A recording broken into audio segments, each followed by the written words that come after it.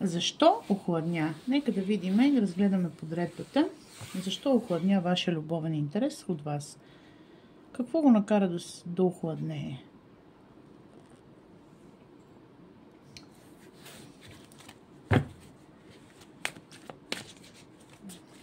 Първо, нека да видим в каква енергия се намира.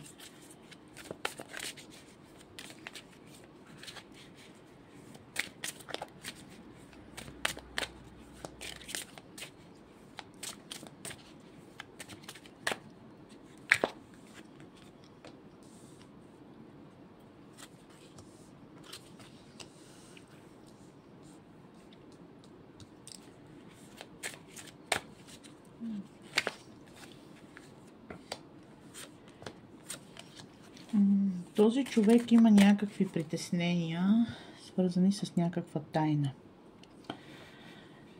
Неочаквано разбрал, че се крие нещо от него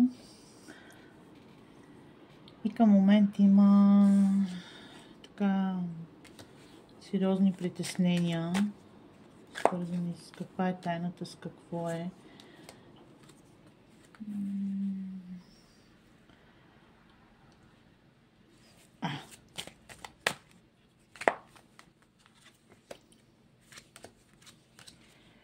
Да, както и от миналия разклад, този човек е измамен, но тук този човек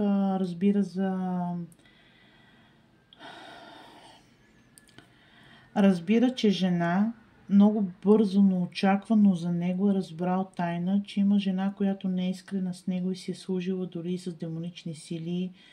Буквално му е правила негативни енергии, то може би на гробище. За неговия крах, за неговата разруха, този човек е като бик в момента. Усвирепел е. Отново тук се дава измамата. Отново измамата. Каква е измамата? Че живял в илюзия, заблуда. Този човек сега разбира, че е измамен. Взел е грешното решение в любовта. Просто е с кулата, ето. Ето, двойка чаши, шестица мечове и кулата. И ето и кралица жезли. Дамата, която прави негативни, се занимава с негативни енергии. Този човек е бесен в момента.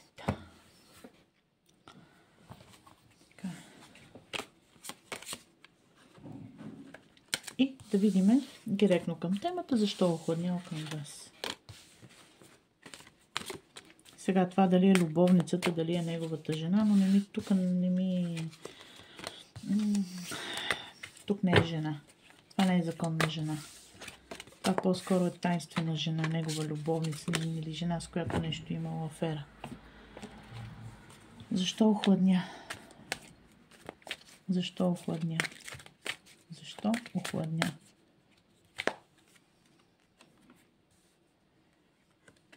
Защото е затворен. Защото иска една пълна трансформация, която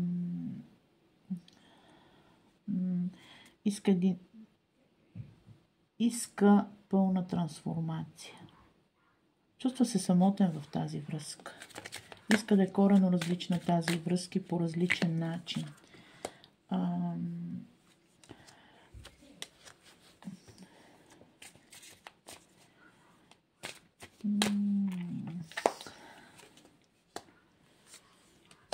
Този човек има ново привличане, ново начало, удоволствие някъде другаде. Този човек или е в нова връзка, или скоро ще влезе в нова връзка. Има някъде привличане. Някъде, където го кара да се чувства значим. Явно казва, вие не сте неговата среда. Колко и грозно да звучи, ви подценява. Защото има много конфликти при вас. Борба за оцеляване. Също така може да се говори, че този човек е тръгнал към чисто нова среда. Нещо, може и друга професия, която е доста освен, че е финансово обезпечен, как да се израза, избягаме буквално си на мисълта. Повишили са го или се е наместил в общество, което е висшето общество. Висшето общество и вие нямате място там. Това казва. Вие го дърпате надолу. Много скандали има. Но има и намеса на нов човек. Има намеса на нов човек. Добре, дайте да видим ето тук, за да ни стане за новата връзка. Този човек е приел нещо. Приел е ново нещо в любовта и този човек си обновява изцяло живота. Затова към този момент охладнял. Дай Боже да няма друга любов, да иска да успее в работата, да стигне на по-високо ниво и дай Боже да ви потърси след това или да се стопат отношенията, но към кариера е насочен. Нова връзки, нова кариера, дай Боже да е само кариерата. Но много скандали има между вас. Ако все още не се е срутило нищо, окрутете се. Ако и вие причинявате тези скандали, затворете си, скъпи дами, устата, както и господа. Разкладите се и за мъже, и за жени. Прехапете си устата и заедно израствайте с този човек и му помогнете да израства. Но много се е запалил.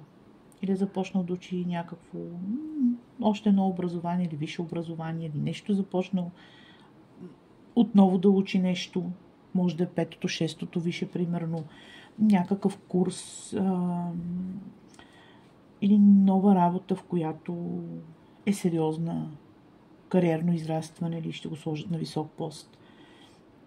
Но определено този човек започва много силно ново начало в кариерата си. Това категорично картите го потвърдиха. Дай Боже да е така. Дай Боже да е така. Хубава и усмихната вечер.